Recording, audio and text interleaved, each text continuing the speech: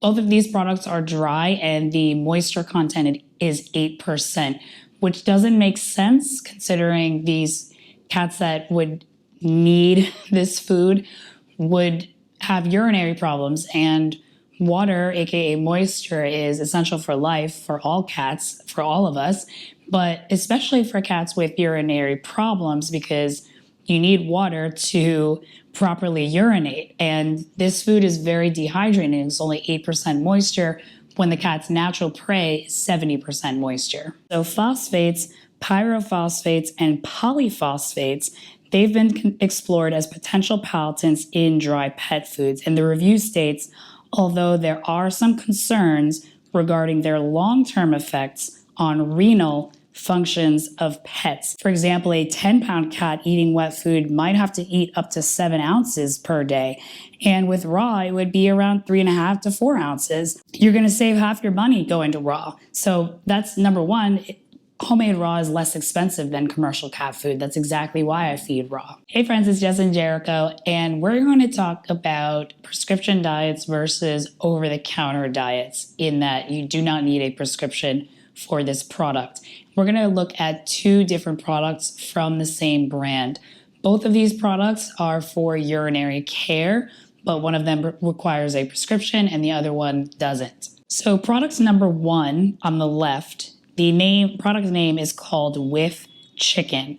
And on the right, product number 2, the product name is Chicken Recipe. And if you're not familiar with AFCO label guidelines and rules, these are very important to understand. So with chicken means that the minimum requirement is 3% and it does not exceed 24.9%. Whereas chicken recipe, that means the minimum requirement is 25% and the max is 94.9% in this case of chicken.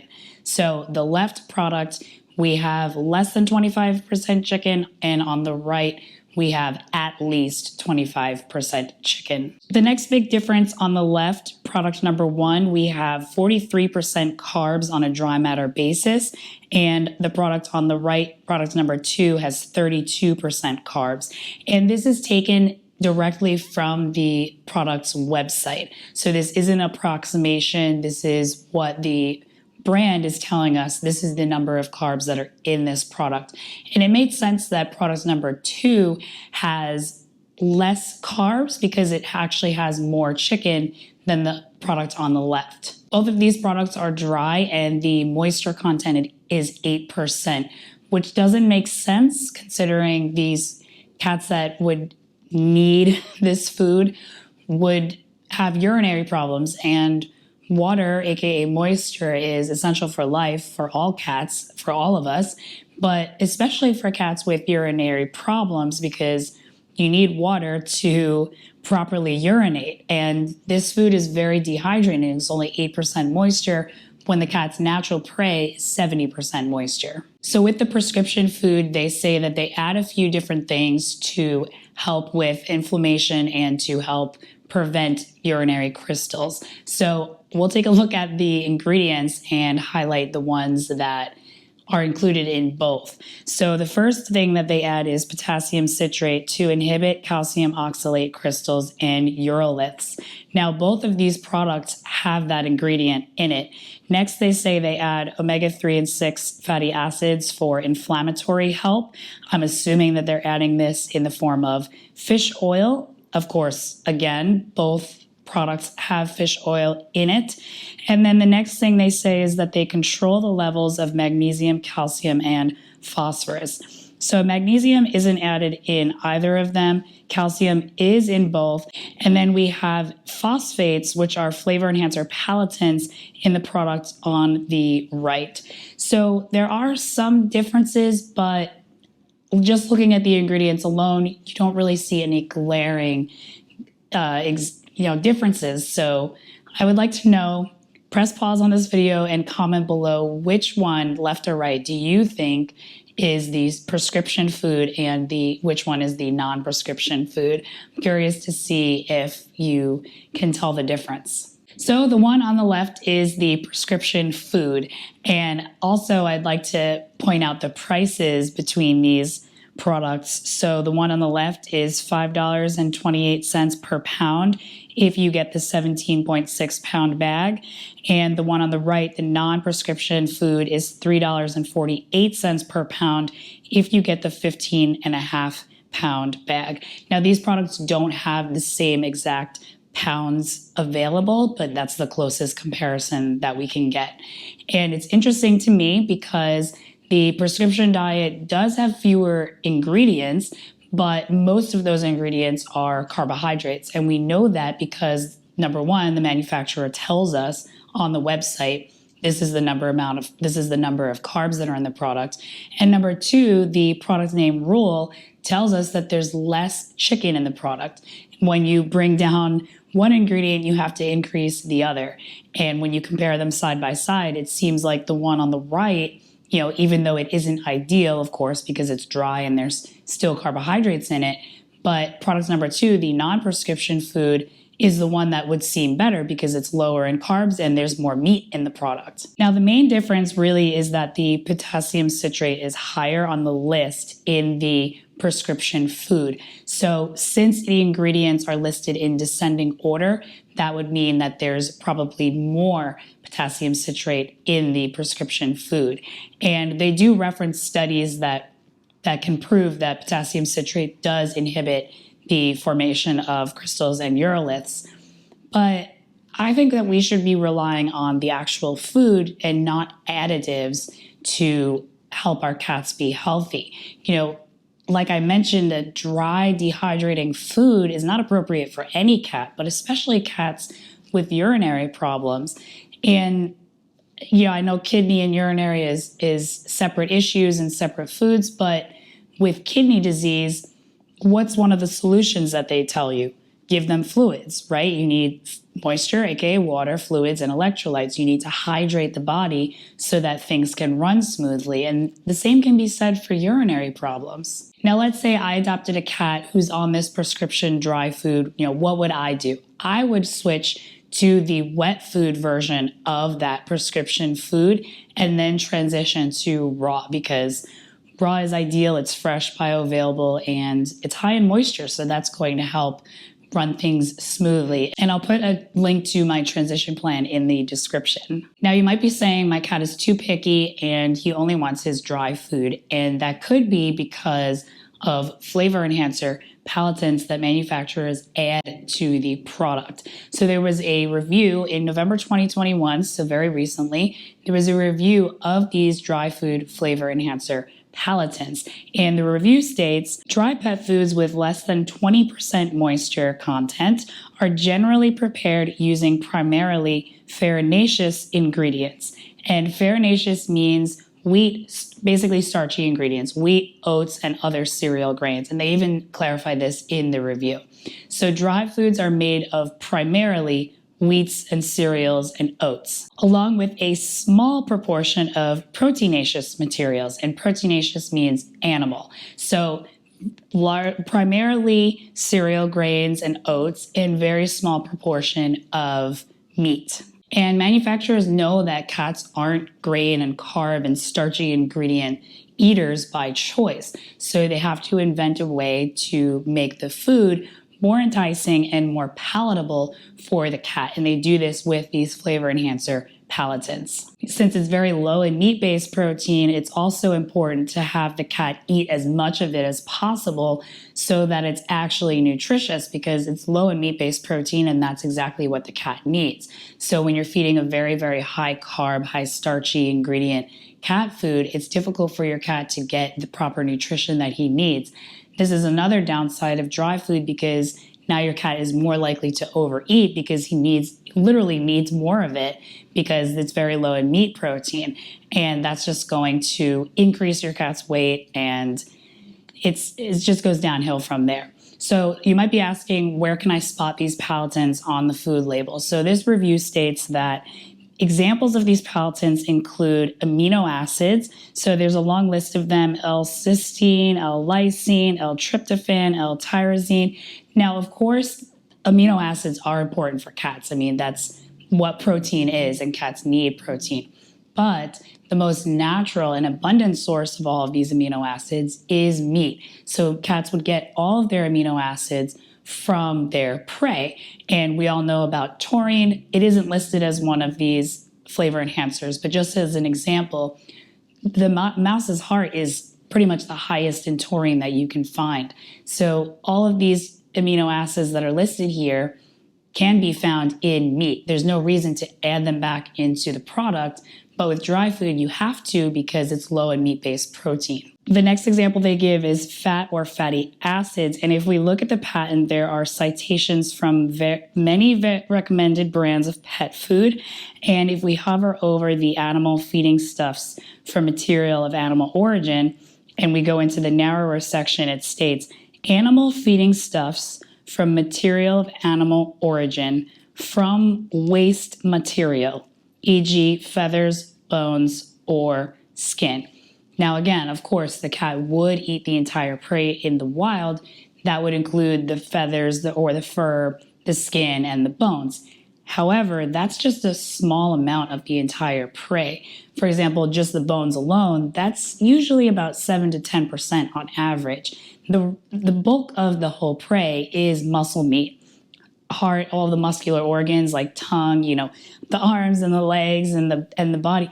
So majority of that protein comes from the muscle meats. So adding things like feathers and bones and skin is important, but that shouldn't be the sole source of the protein. We shouldn't rely on just the minimum and then the rest is all carbs. Other examples of these flavor enhancer palatants include animal digests from beef, pork, poultry, or fish, etc., organic acids such as phosphoric acid, citric acid, lactic acid, and a few others.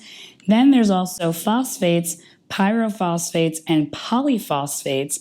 They've been explored as potential palatants in dry pet foods, and the review states, although there are some concerns regarding their long-term effects on renal functions of pets.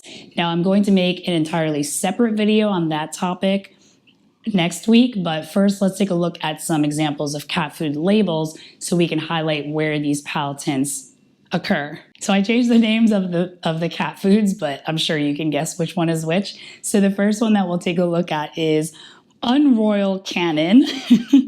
They have multiple phosphates like pyrophosphate, polyphosphate, tripolyphosphate, and citric acid.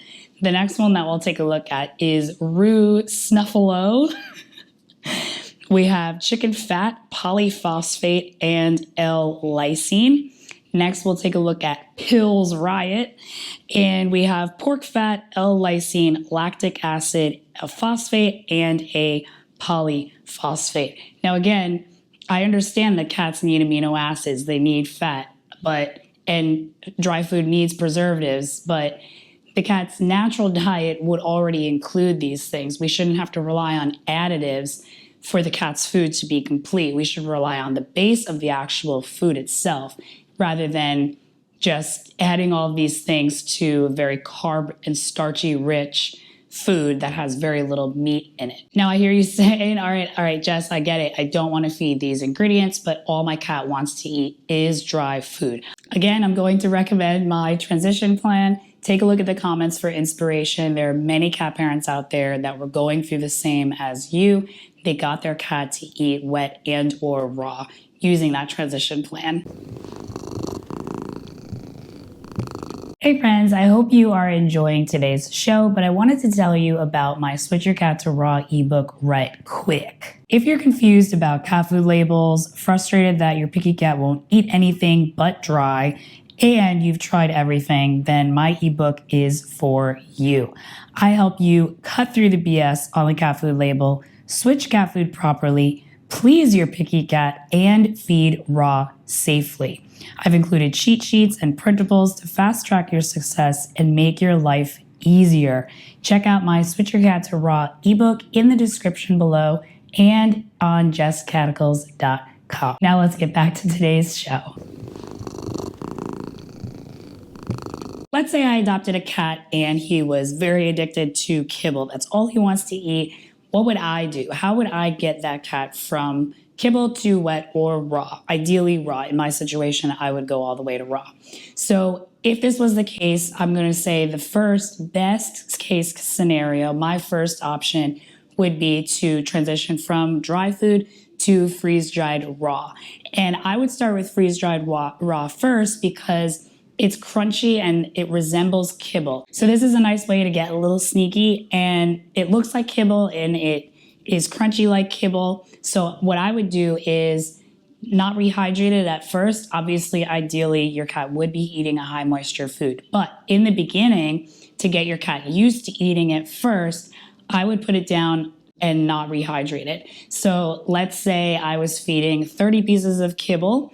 I would put down 29 pieces of kibble and 1 piece of freeze-dried raw on day 1. Day 2, I would do 28 pieces of kibble, 2 pieces of freeze-dried raw.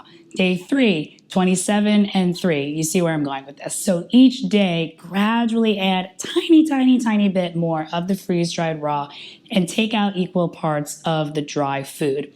Then, once my cat's getting used to it and is accepting it, want to get him used to eating that wet, mushy texture. We want to get our cats to eat wet or raw. In my case, I would go to raw.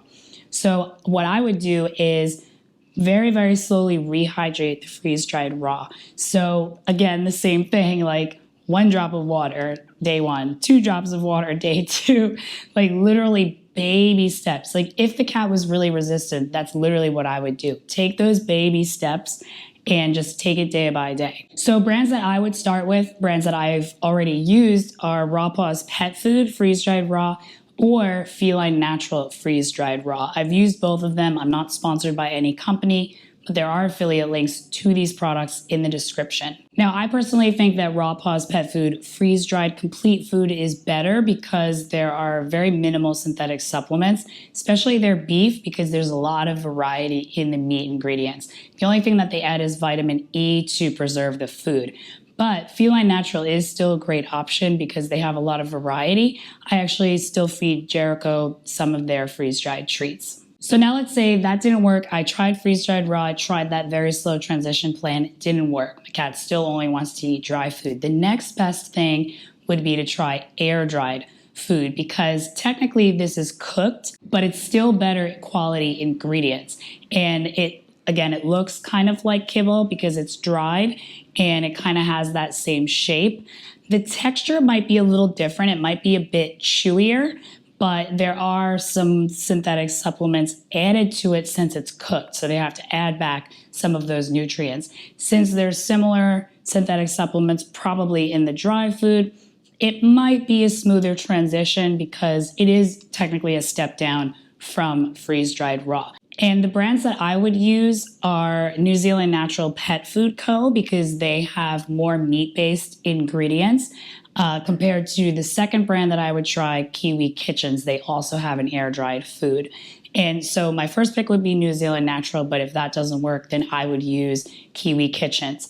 I used to talk about Ziwi Peak, and my mom actually used their air-dried food to get her 4 cats from kibble to better quality and then to wet and raw. But recently, Ziwi Peak was bought out by another company, and I'm always wary about those things. For the time being, I wouldn't be feeding it long term anyway because my goal is to get to raw. So it would just be a transition food. So if Ziwi Peak does work for you, then I would say go for it. But I would also check the website and also check the label to make sure that nothing changes. And I would really stay on top of it while you're using it as a transition food. So let's say I tried the same transition plan. I tried freeze-dried raw. I tried air-dried food. Neither of those things worked.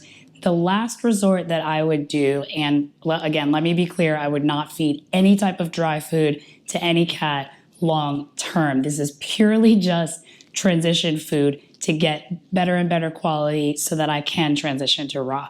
So what I would do is use a better quality dry food. That way I can get the cat used to eating better quality ingredients, and then that will help make a smoother transition to raw. And the brand that I would use first is called Dr. Elsie's Clean Protein.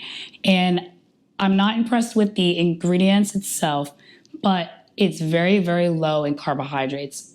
Their products are about 4%, 5% carbs on a dry matter basis, approximately.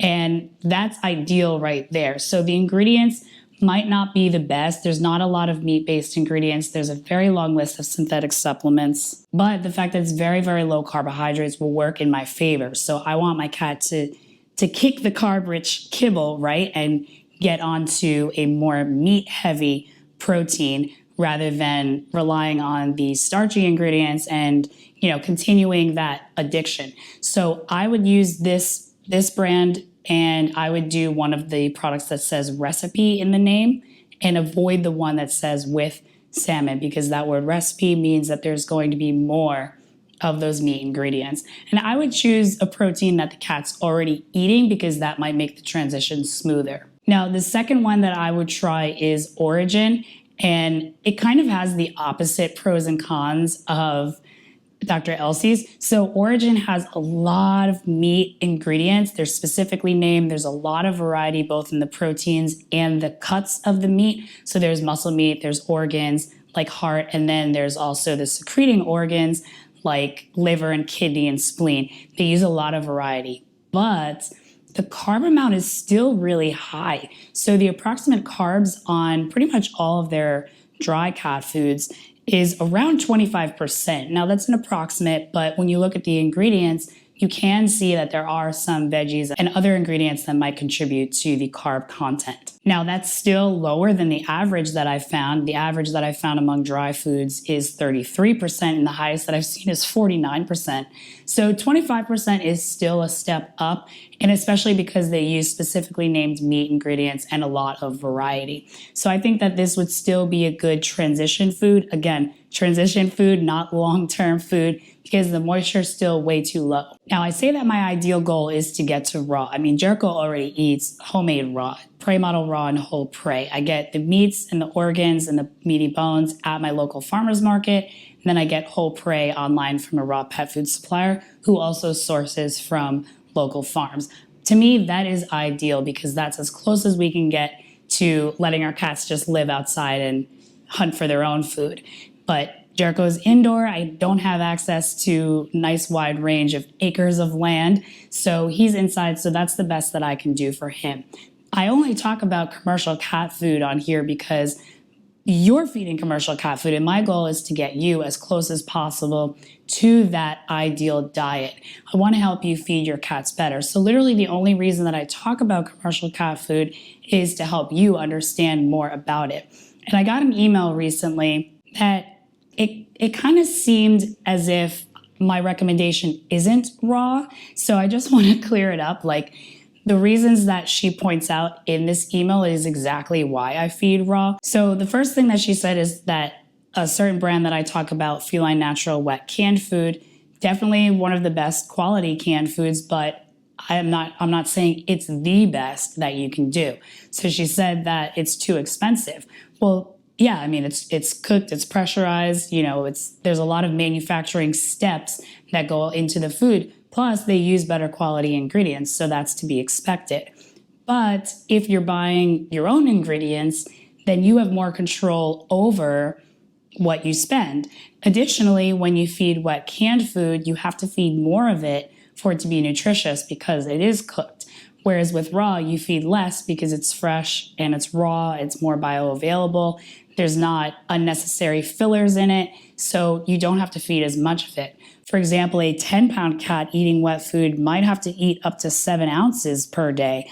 And with raw, it would be around 3.5 to 4 ounces. You're going to save half your money going to raw. So that's number one. Homemade raw is less expensive than commercial cat food. That's exactly why I feed raw. The next point that she brings up is that cat food brands tend to change their formula. So she explained her cat was eating this one food, liked it, and then they changed the formula, and now she can't eat it. This happens all the time, and that's, again, exactly why I feed raw, because I have control over the situation. I have control over the ingredients. When you're relying on a commercial cat food brand, you don't have that control. And I'd also mention that with AFCO guidelines, they give the company up to 6 months to change the label. So they could change the formula today, and you might not know about it until March of next year. It's September, by the way. For example, I mentioned before, Zili Peak got bought out, so who knows if they're going to change the ingredients, and I used to say that that's a good brand to use. And another brand that I would say is a good transition food is Instinct. They recently changed their wet food formula because they switched to an international packing facility. There are even reviews on the website that say that they changed the formula for the worst. And this is a quotation directly from her email. She said, "Let's sell and feed cats and dogs the recycled garbage." I've always said that in other videos. Commercial cat food is essentially a recycling bin for the human waste food industry, especially if you're relying on the lower quality brands, the ones that are made by the same companies that make human junk food like candy bars and chips and frozen TV dinners. They also make cat food and dog food. So another point that she says is with specifically the brand called Smalls. I recently reviewed this with my mom's 4 cats because people were asking about it, and I feel good about feeding that brand compared to canned food because it is human grade quality ingredients and it's fresher. However, there is a con. There's always going to be cons when you feed commercial cat food because you don't have control over the ingredients. There's always going to be a con. She talks about canola oil. Yes, I understand. I know canola oil is not good for us. It's not good for cats. I even say that in the video and the article. Canola oil is a big con. There's also a lot of synthetic supplements. There's also green beans. These are all things that I talked about in the video and in my review article. But all of these cons are also in commercial canned food. So again, that's exactly why I feed raw, because that's the best way to avoid all of these cons. And she said that one of the best and most affordable raw foods that she's found is Steve's Real Food. And this is a brand that I talk about in multiple videos. In one of my videos called Best Cheap Raw You Can Buy Locally, Steve's is at local pet stores across the US. And I agree, it's great. And another one of you that has 8 Maine Coon cats, she was feeding wet food and then switched to Steve's. And she said, I never thought that I could spend less on raw food compared to wet food.